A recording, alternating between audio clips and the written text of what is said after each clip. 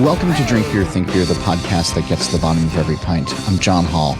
Two quick things at the top of the show. Again, no doubt you've seen the news out of Western North Carolina, and there's so many impacted by the aftermath of Hurricane Helene, including brewers and brewery employees. The North Carolina Brewers Guild is working on several responses, and you can learn more and how to help by visiting ncbeer.org. And if you're listening to this on the release day, Wednesday, GABF is this weekend. And if you plan to be in Colorado tomorrow, Thursday, here's a way to make your Great American Beer Festival experience event greater. Check out the Denver Rare Beer Tasting on October 10th. That's Thursday, tomorrow. It's an incredible afternoon of beer passion featuring an all-star list of craft brewers pouring amazing brews to benefit Pints for Prostates. This is a bucket list experience for a great cause. You'll get to try beers you won't find elsewhere, and you'll meet the men and women who brewed them. More information about the Denver Rare Beer Tasting is at pintsforprostates.org.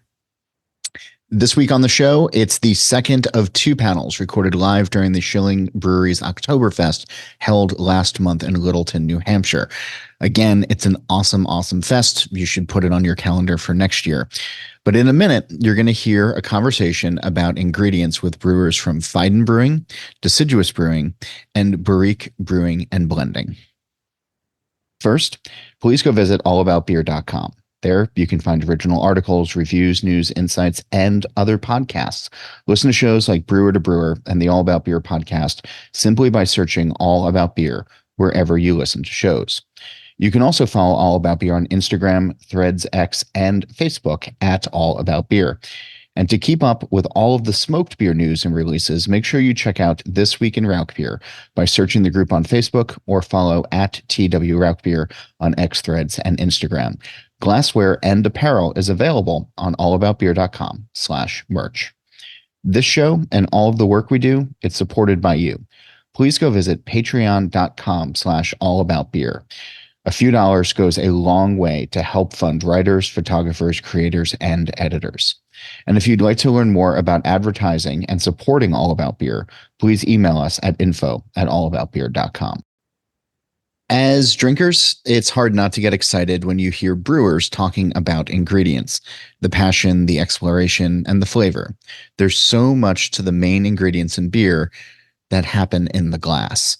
This week on the show, it's a trio of brewers talking about how they approach ingredients from hop selection to heirloom corn and lagers. It was recorded in front of an audience of brewers at the annual Schilling Oktoberfest in New Hampshire. And the panel includes Maggie Pinto, who left a successful job in home infusion pharmaceuticals to pursue her dream of brewing beer. She enrolled in a craft beer brewing program at a local college, found a job at a small local brewery, that'd be Fidens, and worked her way up from the taproom and can sales. Now she brews beer every day of the week.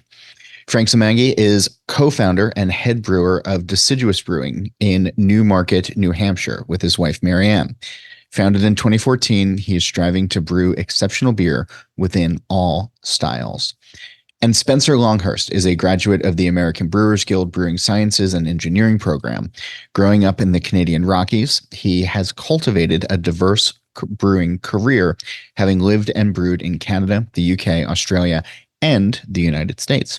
Currently, he serves as the head brewer at Brewing and Blending in Nashville, where he specializes in open fermented mixed culture beer and continental lagers, with a strong commitment to using local and seasonal ingredients. This is a really fun conversation, and here it is.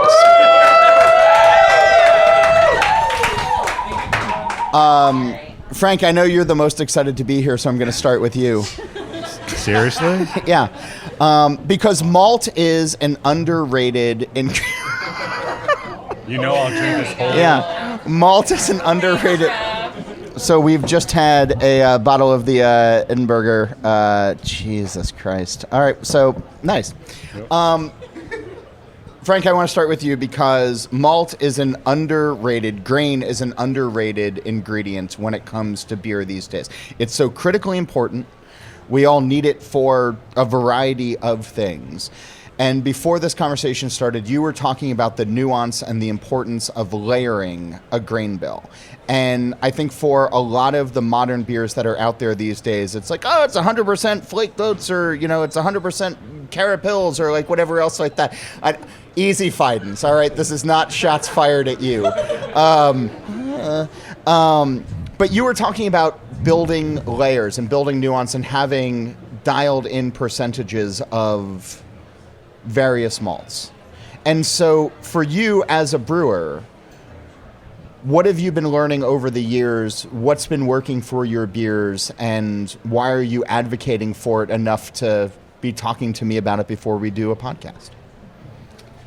Well, first off, I was trying to figure out what to say to you. So I guess layering is where we're at. Okay. Well, I think it depends on the beer style and what we're trying to achieve. You know, whether it's a hazy IPA, West Coast IPA, fruited sour. You know, people may laugh at fruited sours and so-called heavily fruited sours, Right. But you know, nobody did in this room, and that's not yet. But you know, yeah, exactly. You know, we gotta go to our audience and what they're looking for.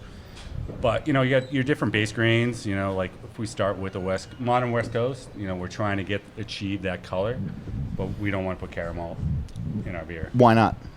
Because we don't want that sweetness. We Okay. want a clean palate for that West Coast, a little bit bitterness. So what we found and tested is we ended up using Carahels to get that color, and it worked out really well. Okay. It helps bring that color in without the sweetness, able to layer in the hops that we want, create the bitterness we want, and achieve what we're ultimately looking for. So, but that takes trial and error. That takes repeating and trying new things and getting it to where you want. Mm-hmm. And I'm going to jump into to Spencer and Maggie in just a second. But like, for you, where does that process begin? And then how do you figure out when it's where you want it to be? Well, obviously it starts with the first batch. But there's an idea behind before that first batch, I imagine. Yeah. There's always an idea behind where we want to achieve.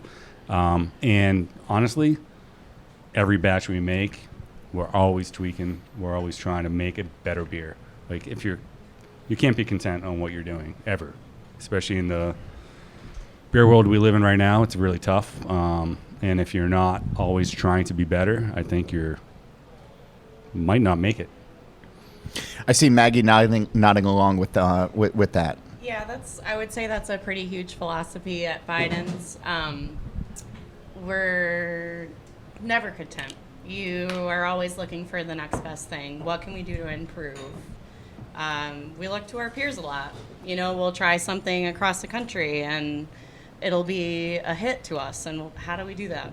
How do we do that, friends? You know, we reach out to all of our collaborative brewers, and you find out what works for you, what doesn't. You'll take little bits from other people's processes to apply to yours. You try to still stay true to your style, the way you do things, but there's so many things to learn from other people. And I think that's a huge part of this job, is learning from our friends and making it work for our styles. Fidens has been one of those breweries that in the last couple of years it comes up in I'm old, I'm not hip and with it, and so when I hear about a brewery that the kids really like these days, that the young drinkers with disposable income really likes these days, Is that us? Yes, it's rare because I don't run in those circles anymore. But over and over, it's been Fidens. And a couple years ago at the Denver Rare Beer Tasting, you guys had some beer, and it was the beer that everybody was talking about in the room. It's like, holy shit, have you had, this Fidens beer? So I'm wondering, what's the DNA, right? So at the end of the day, you guys are experimenting with hops. You're doing some cool things with selection, and I want to talk about that. But at its very core, what are Fidens beers that what is it about them that has connected with the drinkers that are filling your tap room, that are lining up, that are interested in what you're doing? Like, what's the basic essence of it? From what I can tell, I feel like a lot of what we do is maintaining our mouthfeel in the body of the beer. Okay. Making sure our hops are forward, but not too burny. Yeah, we don't want to overdo it, but we want there to be so much hop flavor that you don't know what hit you. So I think that's like our main goal in our hops IPAs, obviously, is to bring that flavor, but still make it drinkable and approachable. And I think my favorite part is when someone comes in and they're like, I don't like IPAs. Okay, well, try this. And then they leave liking our IPAs. And I think that's one of my favorite parts, is converting people that have never enjoyed a hazy IPA.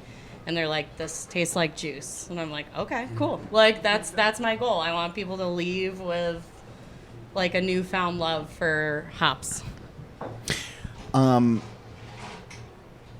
Spencer, for the lagers that you're making, it sounds, knowing your brewery and knowing you and everything that you've been putting into it, it sounds like you sort of have a similar approach, even though you're not really doing the hazy IPAs and the hoppy IPAs, with your lagers, right? Where you're trying to find something that speaks to people who may not be into craft or may not appreciate craft lagers and what they can be. Talk about your approach to building out the lager program at Brewer over the last couple of years, and what you've been doing as a brewer to improve on each batch. Like, I know you're having regular conversations with other brewers, with other lager brewers, but then you're also following your own creativity or your own curiosity as well. Yeah, I think we've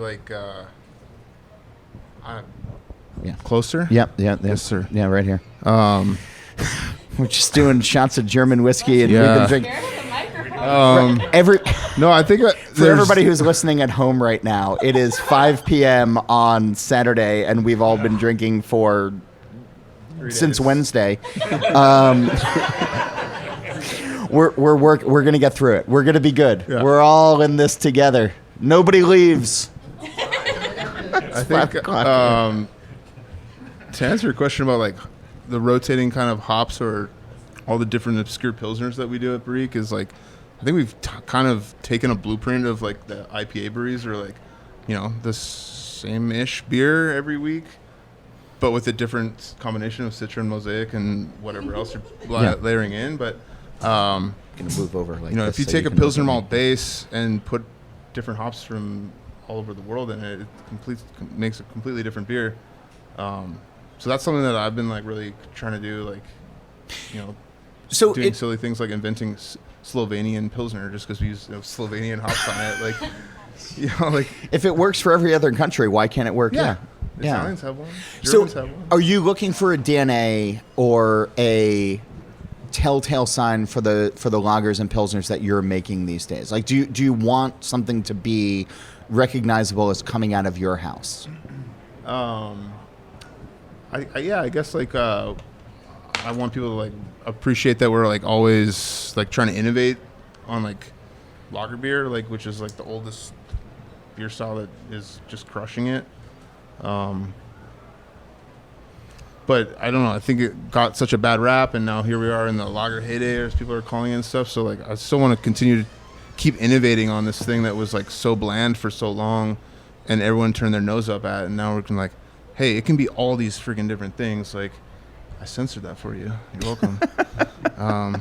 Whoa. Frank, where does innovation come in for you? Where do you think of innovation in the beers that you're making these days, or do you? Yeah, I think we're always trying to innovate, trying to get better, like I said before.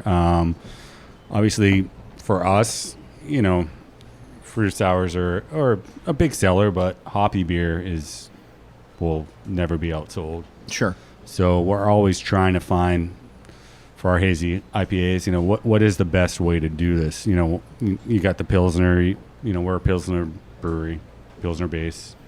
We've always been a Pilsner base for all our beers. Different Pilsners for different beers, obviously. But, you know, you play with wheat, you play with oats, you play with flakes. What's going to gravitate and going to hold that hop flavor the most? As Maggie was saying, you know, how can you saturate hops, but not doing it in a way where it's offensive? Yeah. So what's worked for you then? Well, I think bringing down our pounds per barrel, you know? Are we out of this phase where the number of pounds per barrel, the higher it is, the more shock value it was, and the neckbeards that got all excited about it. Like, has that been abated? Like, are we past that now? I think so, but I don't. I would know. say not at Fidens. No. We're obscene. What's the no? Come on. What's the most pounds per barrel you guys have done? It's proprietary. I don't know. I'd have to do the math. All right. I remember Wren House Let me get back to you. I remember Wren House years ago was talking about 13 pounds per barrel. That's obscene. Yeah. It's obscene. That's about it. It's about 13. No, I hope not. You're like, No. oh, that's cute, children. Yeah, 13%. There's so many advanced hop products now that you don't really have to. It's hard to do that equation. Yeah, With that's the also cryos and the liquids and stuff. Like, yeah. It is hard to compute. Yeah. Hold on. does Okay. not compute.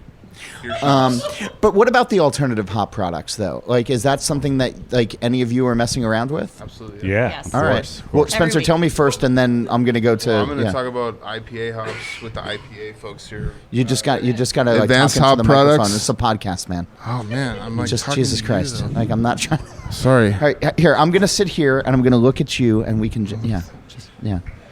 Don't worry about Matty Hargrove. He doesn't exist. He's a figment of our imagination.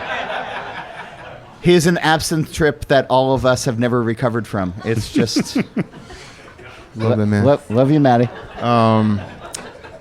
Yeah, we don't make as much IPA as like it's the least amount of beer I make is IPA or hoppy beer. So, But you're messing with some of I the don't feel alternative right hop talking products. with these fine folks. But yeah, we've been experimenting with advanced hop products, whether it's been cryo or these flowables now. Are you happy with it? Absolutely, yeah. Okay. Yields are great. I think the flavor impact is incredible. Okay. Maggie, did you get the number? It's less than 10. Don't worry. Okay. All right, but you were nodding along with alternative hop products as well these days. No, And yeah, it's- we're using stuff in the boil. We're using Whirlpool. We're using stuff in the Whirlpool. We're using it in transfers. We're using it in dry hop. It's everywhere. Wherever you can jam hops in, you can do it now. Yeah. Yes. Liquid transfers in the It's bright pretty tank. awesome. Yeah, and you can do it in ways that they tell you you're not supposed to do Yeah. it. Yeah. know? The hot side hops on the cold side. Yeah. Exactly. As long as There's you know no what you're rules- no doing, it rules at works. Fidens. It works. Yeah. So a while back, not too far back, it was, well, we're just going to either use T90s or we're going to use, whole cone or whatever. And, all these experimental, like has the products gotten better? Are brewers just curious about new things? Do consumers just not care? Like, I don't know if not care is the right term for the consumers, but like, is there, I don't know. Like we're so far beyond the Reinheitsgebot at this point. Like, and that's Yes. and that's fine. But for you, Maggie, like when you're thinking about using some of these alternative products in the beers that you're making, what do you want to get out of it? What are you tasting in the end result where you're like, yes? I think my favorite part about using these extracts and the keefs is that it brings out the different profiles of each hop variety. You get a completely different side of the hop. You'll have a fruit infusion. I feel like most of these liquid extracts are fruity. They're bringing like all of the fruit-based flavors coming out. And that's what people want these days. I mean, yeah, people are still into vegetal stuff, but I think it's cool to I feel like it's spreading the hop love when we're making it more approachable like that. If you bring more fruit flavors, I feel like you're bringing people from different realms of beer that are going to start enjoying it versus, I don't know, tasting like grass. Like, you know what I mean? Yeah. So some people, that's all they get from hops. I don't drink hoppy beer because I don't like it. Well, try this because it doesn't really taste like hops. It's got a whole different vibe. Frank, you brought up kettle sours and some of your fruited sours that you were making before, and in certain circles, it's like in the beer space, it's like, oh, we don't need those, but there's a market for them, and people are really interested. And I'm wondering if you've been able to see making those beers and then getting people interested in, dragon fruit or mango or whatever it is that you're doing, but also layering in the right malts and doing it the right way, if it turns into a gateway to other beer styles? Or is it just people staying in those lanes? No, I think it certainly does. It brings in beer drinkers that don't like beer, that will get them to try other beers, try hoppy beers that, people say they don't like IPA. Well, I think sometimes they don't like bitter. It's not that they don't like IPA, they just don't like bitterness. Yeah. And it's confusion. So yeah, I think it is an introduction. And, to be honest with you, kettle souring for us is done. We don't kettle sour beers anymore. It's all mixes of different acids, lactic, malic, citric. It gives us more of a consistent product where we want the pH to be. It doesn't tie up our tank for a weekend. And it's, and people like that, and we're looking forward to create flavors that people are looking for. We have our apple crisp out here. I saw that. Yeah. And it, you just watch the same people just coming up and getting the same beer over and over again. And it's fun. We layer on the flavors. We start slowly adding apple, cinnamon, granola, whatever. And, do I drink them? Not necessarily. Do you? Okay. Well, I'll try them because I have to. Right. I'm creating that flavor profile. But I'm not grabbing a can of it to drink. But that's okay because I know consumers want it. And we're in business. It's a business, and that's what it is. So that sort of goes to Spencer, right? Where the drinkers are so used to lagers. They're so used to, because they're so ubiquitous from the larger players for so long, that we've seen a big push into craft lagers in the last couple of years. You have the house pills that I thoroughly enjoy. You've just come out with a corn adjuncted lager as well. Yep. Do you think about the larger players when you're brewing that beer? Or are you thinking about how much they used to shit on corn and use it not in their advertising? True. Or everyone. No, they always used it in the advertising. It was the Brewers Association. Right. It's like, we don't need any adjuncts in our beers. Yeah. But I think Greg Cook did a whole video on that once. Yeah, I wasn't gonna bring it up. Yeah, I will. It's come at me, Cook. Yeah. 5:15 on a Saturday afternoon. We've been drinking since Wednesday. I think there's a lot to be Greg knows where I'm to not find trying me. to make It's fine. beers that don't taste like they have corn in them when we make corn beer. I'm using heirloom, usually locally to Tennessee or the South, varieties of corn. Okay. So I'm trying to I think there's a whole unexplored part of adjunct lager brewing that has been missed because we were so anti-corn for so long, and now there's a lot of really cool corn out there. I'm really fortunate that my brew house has a cereal cooker, a steam heated separate vessel, so I can do full cereal decoctions. There's a lot of jealous looks around this room right now. Yeah. I don't know if I'd be experimenting that much if I did, I can't just buy most people can't just buy raw corn from a farmer and turn it into beer. But I'm very fortunate that my brew house allows me the capability to do that. But if you don't want your corn lagers to taste like corn, then why are you brewing? No, I don't want them not to taste like corn. Okay. I guess my point was they made these beers to not taste like corn, and corn got a bad rap and whatever. Yeah. When we're doing heirloom corn lagers, there's a flavor profile. It's not just it's not just free available sugar as you use corn sugar or flaked maize from BSG. Yeah. You put Jimmy Red corn in a mash, it's purple. Yeah. It doesn't come through with purple in the finished beer, but the mash is. There's no way that's not. There's some flavor compounds that aren't coming through. So as you're learning from brewing these beers, right? I mean, ultimately, it's the brewer's perception and representation of what they want the finished beer to be.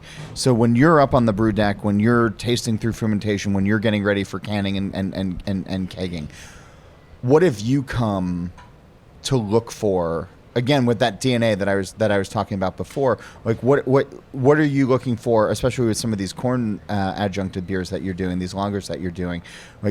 What do you want the end product to be that speaks to your soul as a brewer? I think like when I'm trying to like obviously hit an end goal of a style profile where it's like pre-prohibition pills or American light lager or Mexican dark lager, like where we can still use heirloom varieties of Tennessee grown corn in a style that typically has corn in it, and still try and nail that base style, but with your own little local twist of, I think this corn goes well with this style. This corn might lean better into something with some more malt depth behind it. Okay. I don't know if that answers your question. Sure. It's like kind of my goal is like, I taste the corn, I figure it out. I'm like, all right, I think this would be cool in this style of corn beer. And I guess my goal is to just nail it. Maggie, what's the hop that Fidens use the most at the brew house these days? Do you know? Is that even a question? Citra, sir. Okay. The answer is Citra.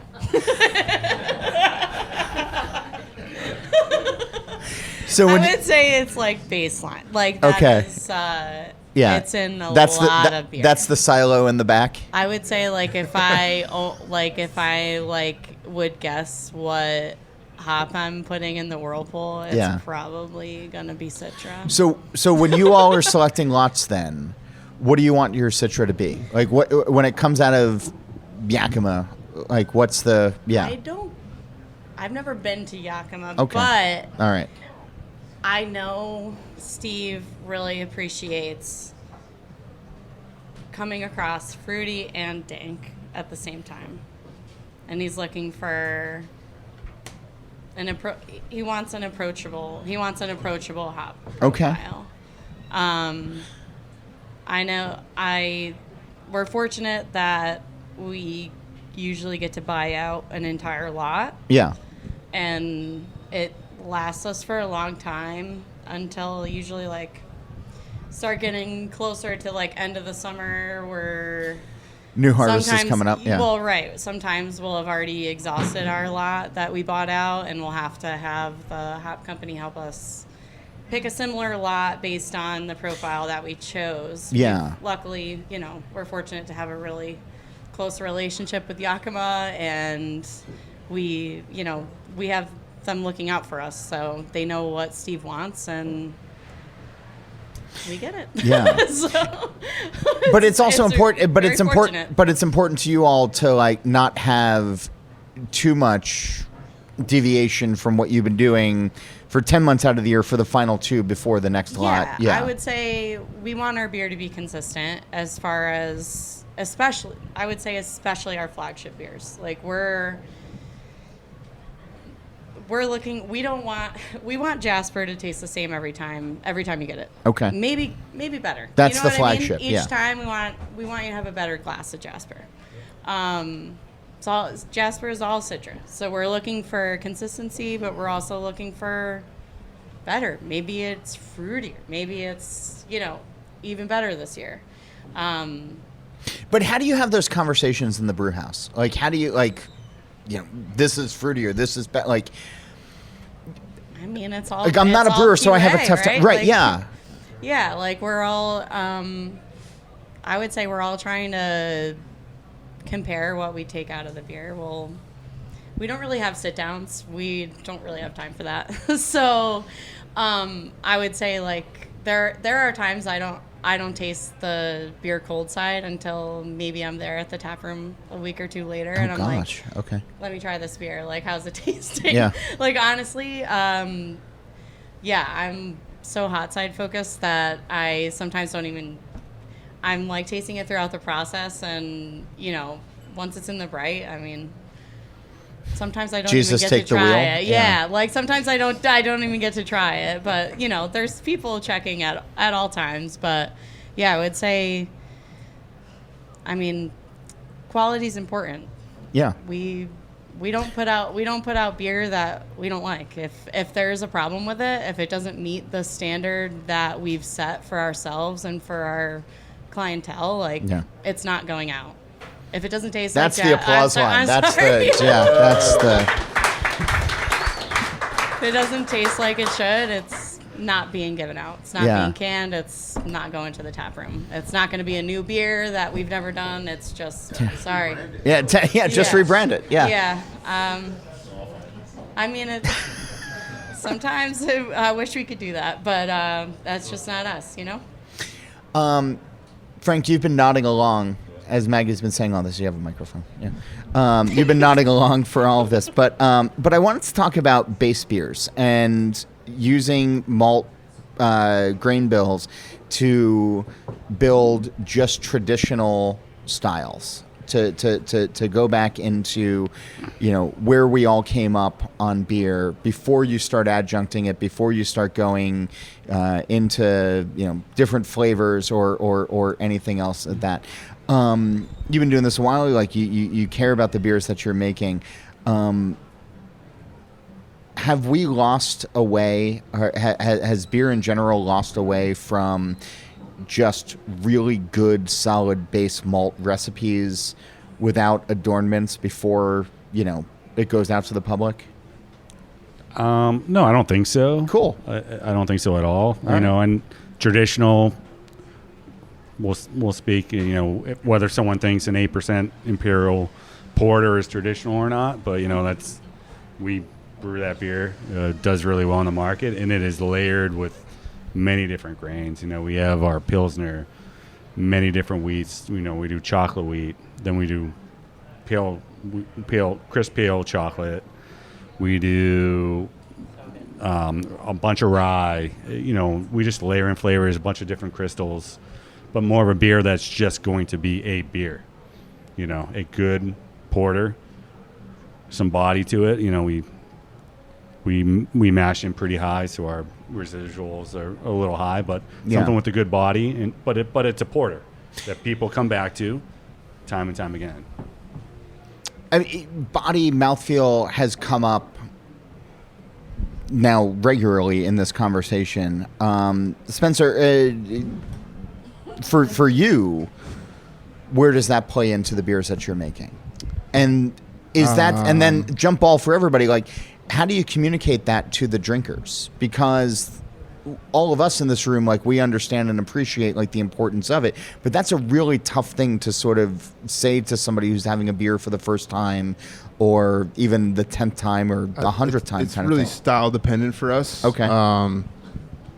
German pills, super dry, light, not a lot of body. If we're doing Czech beer, I want not a lot compared to what we're probably talking about with the people to my sides, but a little bit more residual sweetness, some more body, some more mouthfeel. And for us, that starts with our front of house team. They're really good at explaining, when someone comes in, they're like, hey, we make all these different lagers. Like, these are sweeter, these are drier. This is going to lean more bitter. This is going to be lean more floral. So it really comes down to, like, how we're educating our team, our front of house team, and how they're communicating that to our most captive audience, the people that are coming to our little warehouse. Yeah. Maggie, you're nodding along, and I mean, in Albany, in that area, I imagine you have regulars, but also as word gets out that you guys are the it brewery of the capital region, new people come in. Yeah. Are you all communicating with the front of house staff on, like your Citra lots? We have 19 pounds per barrel. Just tell everybody that it's very important. 700 pounds per barrel. It's just people chewing on T90s. It's just, We're extremely fortunate to have an experienced front of house staff. When we started the taproom last year, everyone who came in is highly overqualified. I would say half of them know how to homebrew. Yeah. And like they're beer nerds, and it's nice to have people that can understand the craft and relay that to the people at point of sale, because we're not on location.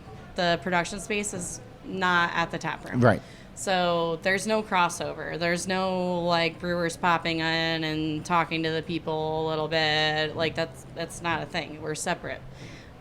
So it's cool to have people that you can rely on. And I know our owners are pretty good about relaying the information that they want to come across on the bar.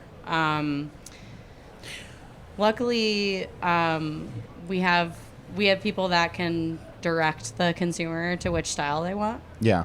And because of the tap room, we've been able to branch out in different styles and get more than just the Haze Boys at the spot, which is cool because for 3 or 4 years we were pickup only essentially. So it's nice to have that point of sale where Yeah. people can stay and drink our beer and try different things. And we fall back on them hard. The people in front are so important. So you being in the back and focusing on the hot side and then sometimes showing up and drinking after it's been fermented out and everything That's else true. like that. What is what do you want to communicate about the beers that you've made, the raw ingredients that you've made? Like, what do you want the person sitting at your bar, even if you're not there? Like, what do you wish they knew? And then I'm going to ask Spencer and I'm going to ask Frank the same question, so you're not alone on this. What do I wish the front of house people knew? No. The people drinking your beer about what went into these beers and what you hope they get out of. Well, I know this is going to sound super corny, but That's Spencer's thing. but- Corn. We Yeah. put we put a lot of freaking love and hard work into what we do, and I think that It is love. that would be Love my- is important. Love is it's the intangible ingredient. But yeah. I feel like that would be my number one. I want people to understand that, there are real people behind the machine, Yeah. and there's like 5 of us, and we're pumping it out. We're Okay. working. I would say 18 hours a day the brewery is running to fill the tap lines and to get everyone their cans. And I do want people to obviously enjoy the hops, enjoy our different varieties, Sure. enjoy the different grain bills. It's important. It's cool to experiment, but honestly, number one, I just want them to know that we love what we do, and we just want them to enjoy it and have a good time and go home happy, maybe with a couple 4-packs. Yeah. Tell all their friends, and spread the word, spread the love. Yeah. Okay. Well, I yeah. was gonna say, yeah, so, yeah. Spencer, for you though, like what do you want people? What do you wish people knew of a little bit more? I'm like the opposite of her. Right? Like our brewery is Feel the separate. hate. No, Yeah, sure. no. Yeah. I mean, sorry, you're wrong, Maggie. proximity. Yeah. Wrong. My brew house is There like you 9 go, feet Maggie. from the Yeah. tap room. It's only For separated by your a wounds. wall of barrels. Yeah. Like I guess the interaction with the consumer Yeah. is what I meant. I can't literally like stand on my brew deck without taproom customers like peeking through and like looking at me. So like I end up like having to talk to them a lot and About Rauch beer. Yeah. mostly about rock beer. Yeah, I'm not gonna lie. Yeah. Yeah, so like I get the opportunity to tell them what I'm doing, to tell them what my goals are with this beer, or they ask questions about it. So, what I hope they know is like I'm right there. You can just ask me. Okay. Frank, what about you? Well, I want to reiterate. Sorry, Reiteration English mash. is hard, but don't tempt me. Don't tempt me. It is about love. Like Maryann and I, like we put everything on the line for this. Yeah. This is for us, for our family, for the consumers. We've had again dump beers. We've had some yeast issues in the past few months, and we've dumped many beers trying to figure out Because of the yeast issues. because of the yeast. Okay. And trying to figure out what's going on, but we're not going to put that to market. Like never. Thank you. And it was something like That's also the applause line. Yeah. That's yeah. honestly, like we've never, like I don't know where it's coming from. We're trying to figure it out, but Okay. it wasn't something that we've dealt with in the past. Okay. But you know what? It's okay, even though it sucks because these beers have a lot of hops in them and they're fucking expensive as hell. But that's okay. We only want to put out what we feel that the consumer should be drinking. Okay. It's a love. We're doing it for us, for our family, for the whole industry. Like, no bad beer should ever be put out in the market. Frank, what's the one ingredient that you get? Like, we can talk about everything from water to grain to hops to yeast to adjuncts. What is the one ingredient that gives you the most joy to use as a brewer? Just first thing that comes to mind. Hops. Okay, be more specific. Just what that hop expression can do. Is it Citra? Is it Citra? Well, yeah, it is Citra. it's Citra. Like it's always Citra. Like Sabro. and everybody doesn't say Citra. Oh, get out. Get out. Okay, mister. Yes, we use Citra. Okay, yeah. Citra is a base layer in Yeah. almost everything. Okay. It's, But as a brewer, that's the one that gives you the most joy? it does because it performs the way you want it to perform. Okay. Most of the time. Okay. Yeah. Spencer, what's the one ingredient out of all the I'm not gonna say corn. I'm gonna agree. You're going to say Citra? No, it's hops. Good but night, it's everybody. Not Citra. Yeah. Yeah. Don't get me wrong. I love Citra. It's in every IPA we make, basically. Much like them, it sounds Yeah, like. thanks for not saying Mosaic, by the way. Yeah, because it's a terrible hop.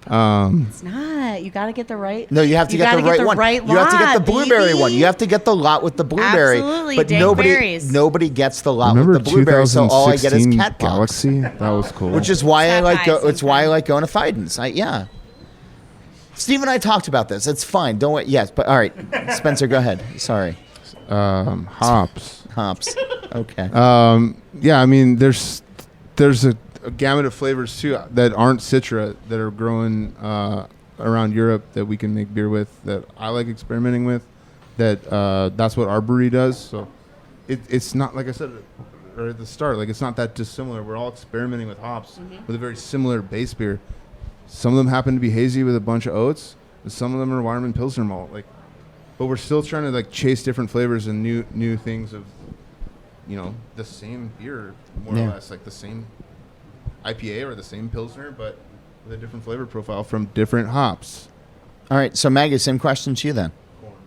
My favorite ingredient. Yeah. The most important to me. Yeah. Yes. Grain. Okay. I mean, I know I work for a hops Sure. brewery, but I think my personal favorite thing to experiment is the malt bill. I think it's Is there a bag that you open where you're like, yeah, this is it's usually something chocolate. cool? Yeah, I would Yeah. say I'm all about dark malt. I love a roasty, toasty toffee beer. Sign me up. Yes, please. Yes. All right. Amen. With that, I'm going to say thank you to Frank, thank you to Spencer, thank you to Maggie, thank you to all of you. Thank you to Maddie. Hey, thanks to Schilling for hosting us here. Yes, thank you. This Love you, is Schilling. yeah. This is so much fun, and we still have some time for a second session. So get back out there, enjoy, and thanks everybody. Next week, M. Souter joins the show. She's taking a break from the All About Beer podcast to stop over in my studio to talk about her new book on pairing beer with just about everything under the sun. Questions, comments, guest suggestions? You can do all of that by emailing me. It's John Hall. That's JOHNHOLL at allaboutbeer.com. A reminder, please go visit allaboutbeer.com. There you can check out the podcast page, the merch page, and read great new content, as well as the archives going back to 1979. You can also follow All About Beer on social media at All About Beer. And if you're interested in supporting journalism in the beer space, email us at info@allaboutbeer.com or go to patreon.com/allaboutbeer. Don't forget, All About Beer has a podcast channel. Search and subscribe on your podcast platform of choice. Steal This Beer has new episodes every Monday, and the BYO Nano podcast comes out on the 15th of every month. And don't forget to check out probrewer.com each week for original articles from the All About Beer team. As for this show, Nate Schweber does the music, Jeff Quinn designed our logo, and I'm John Hall. New episodes released every Wednesday, and that's when I'll be back again to drink beer and to think beer.